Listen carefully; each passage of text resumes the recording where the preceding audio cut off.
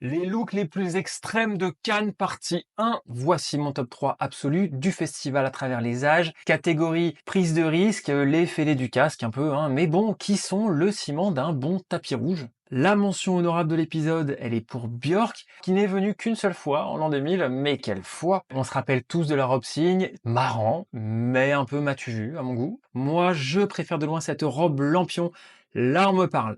Là, on m'évoque la fête, les crevettes cocktails, les tombolas, les kermesses, les salles des fêtes, je suis content. Et j'aime beaucoup les mules à talons, toutes prêtes à être balancées pour faire la chenille. Mais son meilleur accessoire, c'est quand même Catherine Deneuve. Une Catherine pas toujours convaincue, qui ne lui lâche pas la grappe 2 secondes.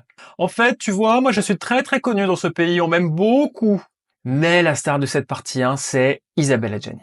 Isa qui a vraiment ouvert un champ des possibles en cérémonie absolument prodigieux. Et bon, moi j'ai une tendresse pour les looks de la décennie 90. Par exemple celui-ci, une petite orpheline victorienne tuberculeuse en demi-deuil et mi-jupon. Bon bah ça me cueille. Là, en mafiosa de Belleville, ruisselante de pierreries venues de pays, ou encore, ci-dessus dans le rôle d'une agente immobilière prête à tout pour conquérir le marché. Mais alors mon grand plaisir, c'est la période que j'intitulerai la grande disparition. C'est celle où Zaza joue avec nous. Elle est là, mais elle est pas là, on la voit, on la voit, on la voit plus. Et pas que à Cannes d'ailleurs, ici, en jour de marché chez Dior, où là, merveilleux cosplay de Johnny Depp à la Berlinale. Mais alors à Cannes, c'est merveilleux. On a à la fois l'éclat et la protection UV. Comme ici où elle est magistrale entre Joséphine de Beauharnais et Oliver Twist. Elle est à la fois présente et dérobée, tout est dans la tension émotionnelle.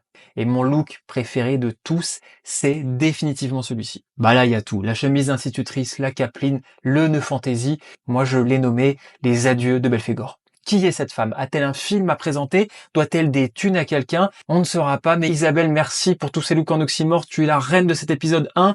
Et vous, dites-moi en commentaire quels sont vos looks préférés de Cannes.